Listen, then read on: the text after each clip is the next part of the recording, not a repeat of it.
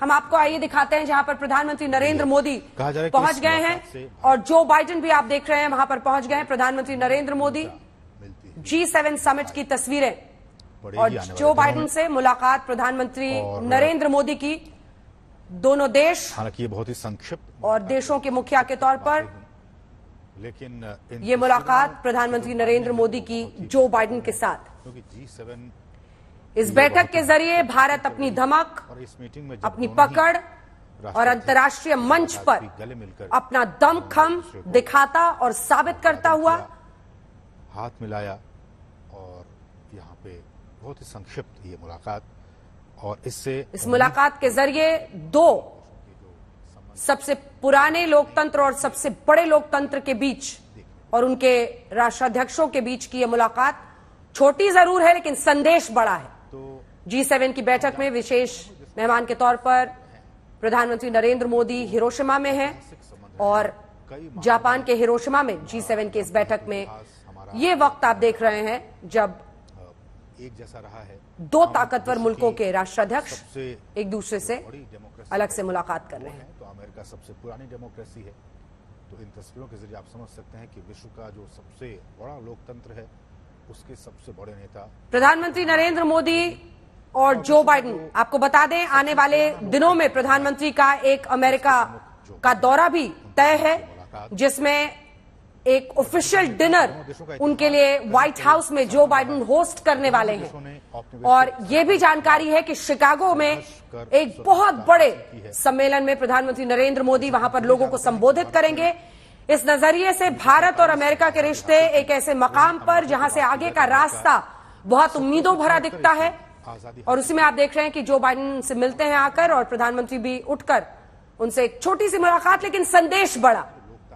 और एक ऐसे वक्त पर यह मुलाकात जब आप देख ही रहे हैं कि हमारे पड़ोसी देश पाकिस्तान का क्या हाल हो रहा है, क्या हश्र हो रहा है।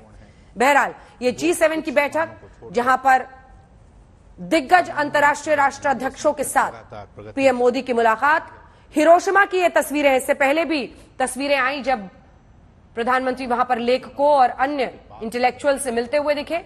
और ये G7 में जब राष्ट्राध्यक्ष बैठे हैं अपनी अपनी जगह पर, प्रधानमंत्री नरेंद्र मोदी की यह मुलाकात अमेरिकी राष्ट्रपति जो बाइडेन के साथ देखी गई।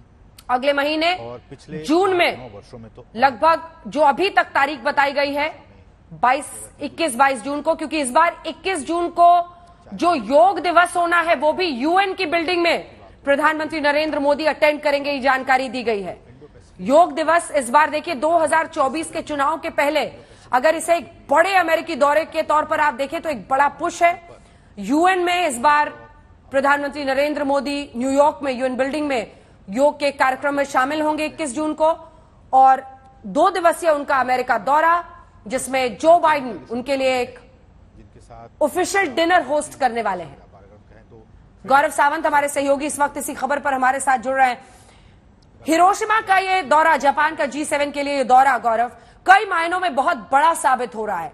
प्रधानमंत्री ने जो एक वर्ल्ड लीडर के तौर पर परमाणु हथियारों के इस्तेमाल को लेकर बड़ी बात कही है, उन्होंने एक विश्व नेता के तौर पर रूस यूक्रेन जंग में जल्द से जल्द कोई समझौता करने की बात की है।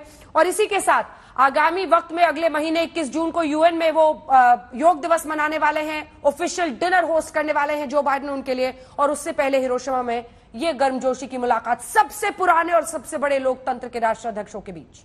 गौरव, आपने बिल्कुल सही कहा अंजना, ये बहुत महत्वपूर्ण रिश्ता है भारत और अमेरिका का। और जिस गर्मजोशी से अमेरिका के राष्ट्रपति जो बाइडेन आए प्रधानमंत्री नरेंद्र मोदी से इस शिखर सम्मेलन में मिलने, प्रधानमंत्री अपनी जगह बैठे थे, अमेरिका के राष्ट्रपति आए और उनसे वहां मिले। इस रिश्ते की अगर बात की जाए तो सस्टेनेबल डेवलपमेंट, इंफ्रास्ट्रक्चर, ऐसी बहुत सी चीजें हैं जिसमें G7 की इस बैठक में बातचीत होगी।